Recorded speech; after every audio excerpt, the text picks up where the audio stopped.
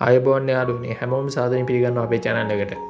ඔයාලා සත්තු ඉන්න ලොකු monstersලා ඉන්න ඇඟ කිලිපොලා යන action movies බලන්න ආස කෙනෙක්ද?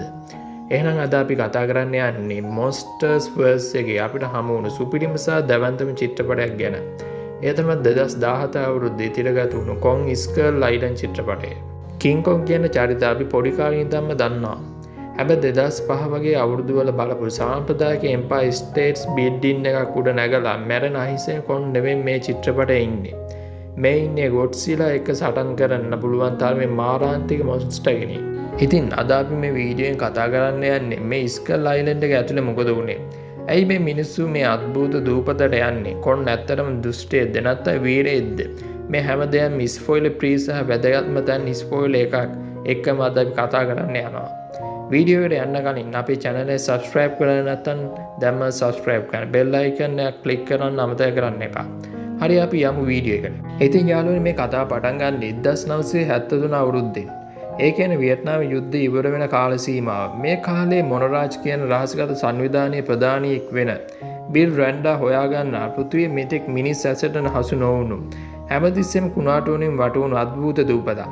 මේකට තමයි කියන්නේ Skull Island එහෙම නැත්නම් හිස්කබල් දූපත කියලා. ඉතින් රණ්ඩා විශ්වාස කරන මේ දූපත ඇතුලේ පෘථිවියේ පැණිම සහ භයානකම ජීවීන් ඉන්නවා කියලා.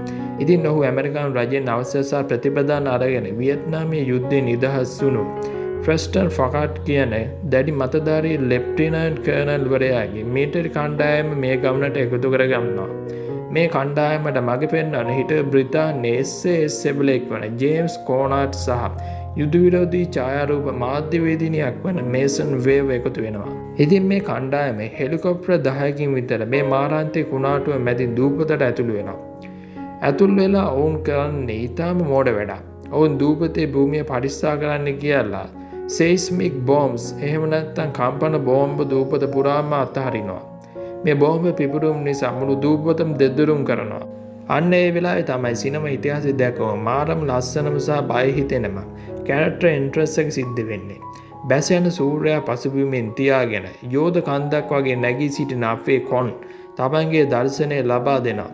කොන් කියන්නේ සාමාන්‍ය ගෝරිල්ලෙක් නෙමෙයි. අඩි 100කට වඩා උස දැවැන්තේ. ඉතින් තමන්ගේ නිවසට ඇවි බෝම්බ දාන මේ මිනිසුන්ට කොන් දෙන්නේ මාරම රිටර්න් එක. ඔහු තමන්ගේ යෝධ දෑත් වලින් ගස් උදුරලා හෙලිකොප්ටර් වලට ගහනවා. එක පිට එක හෙලිකොප්ටර් බිමට කඩාගෙන වැටෙනවා. මේ මුළු සටනම ඉතාම ලස්සන සිනමා සංස්කරණයකින් යුක්තව අධ්‍යක්ෂකවරයා අපිට පෙන්වා දෙනවා. ඉතින් මේ පළමු ප්‍රහාරයෙන් මිනිස් කණ්ඩායම කැබලි වලට කැඩිලා දූපතේ විවිධ පැතිවලට විසිරෙනවා. මෙතනින් තමයි නියම සර්වයිවල් ගේම් එක පටන් ගන්නෙ. ඉතින් දූපත අතරමං වුණ මේ කණ්ඩායම් දෙකට තේරෙනවා මේ දූපත කියන්නේ සාමාන්‍ය තැනක් නෙවෙයි කියලා. මෙහි ඉන්න යෝධ උණු බම්බු මකුළුව, ඒ වගේ යෝධ මීහරක් සහ පියාඹන්න භයානක සත්තු. හැබැයි මේ හැමෝටම වඩා දූපතේ සැඟවෙලා ඉන්නේ මාරාන්තික මුර්ගුවේ జాතියක් ඉන්නවා. ඔවුන්ට කියන්නේ ස්කර් ක්‍රැවල්ස් කියලා.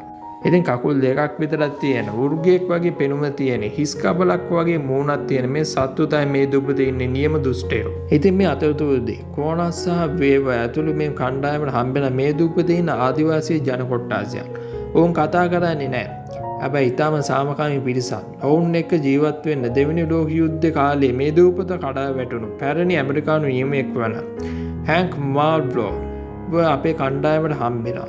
මාල්බෝ තමයි මේ දූපතේ ඇත්තම රහස මිනිසුන්ට කියන්නේ. ඉතින් ඔහු කියන විදිහට කොන් කියන්නේ මේ දූපතේ ඉන්න රාක්ෂසයෙක් නෙවෙයි. ඔහු මේ දූපතේ ඉන්න දෙවියෙක්. කොන් කරන්නේ දූපතේ ඉන්න අහිංසක සත්තුන්ව සහ මිනිස්සුන්ව අර භයානක උර්ගයන්ගෙන් බේරගන්න එකයි. ඉතින් යාළුවනේ මේ චිත්‍රපටයේ තියෙන විශේෂත්වය තමයි මිනිසුන්ගේ තියෙන උඩුකම සහ ස්වභාවදාමට එරෙහි වීම මැනවින් පෙන්වීම. මෙතනදී ප්‍රධානම චරිතය තමයි කර්නල් ෆකාඩ්. වියට්නාම් යුද්ධයෙන් පෙරදුණු එක ගැන ලොකු කලකිරීමකින් සහ ක්‍රෝධයකින් ඉන්න ෆකාඩ් තමන්ගේ සෙබළුන්න මරපු කොන්න මරන්න පළ ගැනීමේ චේතනාවකින් උමුතු වෙනවා. ඉතින් ඔහුට ඕන වෙන්නේ නැවත වතාවක් මිනිසා කියන සබහාදහමට වඩා ඉහළින් ඉන්න කෙනෙක් කියලා ඔප්පු කරන්න. චිත්‍රපටයේ එක තැනක ෆැකාඩ් සහ කොන් මුහුණට මුහුණ බලාගෙන ලස්සන ෂූට් එකක් තියෙනවා. මිනිහෙක් සහ දෙවියෙක් අතර තියෙන ගැටුම වගේ එකක් එතන තියෙනවා. ඉතින් අනිත් පැත්තේ කෝනා සහ වේව නියෝජනය කරන සබහාදහමට ගරු කරන මිනිසුන් ඔවුන් තේරුම් ගන්නවා කොන්න මැරුව මුළු දූපතේම සමතුලිතතාව නැති වෙලා අර භයානක සත්තු උඩට ඇවිත් තමන්ගේම බේරෙන්න හම්බ වෙන්නේ නැහැ කියලා. ඉතින් මේ නිසා මිනිස් කණ්ඩායම ඇතුලේ ලොකු මතභේදයක් සහ සටනක් නිර්මාණය වෙනවා. ඉතින් චිත්‍රපටයේ ක්ලයිමැක්ස් එක එහෙම නැත්නම් අවසාන භාගයේ මාරම් ත්‍රාසජනකයි. පැකාට් කොන්න කොටු කරලා ගෑසොලින් දාලා ගිනි තියන්න මරන්න හදන්නේ. කොන්න අසරණ වෙලා වැටිලා ඉන්න වෙලාවේ දූපතේ යට ඉන්න ලොකුම ස්කර් ක්‍රෝලට් ෆොලෝ උඩට එනවා. ඉතින් කොන් තමන්ගේ බුද්ධිය පාවිච්චි කරලා නැවක දම් වෙනස්සා ප්‍රොෆයිල් එකක් ආයුධයක් කරගෙන අර යෝධ රාක්ෂයා එක්ක කරන සටන සිනමා ශාලාවකදී බලන්න ඕන එකක්.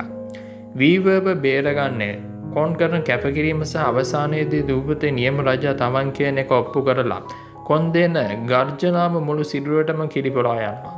ඉතින් යාළුවනි කොන් ස්කල් අයිලන්ඩ් 2017 කියන්නේ පරණ කිං කොන් කතාවට වඩා හාත්පසින් වෙනස්. ඇක්ෂන් සහ ඇඩ්වෙන්චර් මොන්ස්ටර් මූවිස් වලට ආසායට බලන්න පුළුවන් සුපිරිම රෝල් කෝස්ටර් රයිඩ් එකක්. හැබැයි වැදගත්ම දේ තියෙන්නේ මේ චිත්‍රපටයේ අන්තිමට තියෙන ෆෝස් ක්‍රෙඩිට් සීන්ස් එක. ඔයාලා ඒක බැලුවද? ඒ දර්ශනයේ කෝනර් සහ වීවර් මොනරාජ් සංවිධානයට රඳවාගෙන ඔවුන් පෙන්වනවා ලෝකයේ ඉන්නේ කොන් විතර නෙවෙයි කියලා. ඉතින් අන්න ඒකෙන් තමයි ගොඩ්සිලා වොස් කොන් චිත්‍රපටයට පාර කැපුවේ. ඔයාලා මේ චිත්‍රපටය බලලා තියෙනවා නම් ඔයාලා කොන්ගේ චරිතය ගැන මොකද හිතෙන්නේ? ෆැකාට් කරපු වැඩේ සාධාරණද? ඔයාලගේ අදහස පල්ලෙන් කමෙන්ට් කරන්න. වීඩියෝ එකට ලයික් එකක් දාන්න. යාළුවන්ට බලන්න ෂෙයා කරන්න. තවත් මෙන්න මේ වගේ සුපිරිම සිනමා විචාරකයන් ළඟදීම හම්බෙමු. එතකන් හැමෝටම ජය වේවා.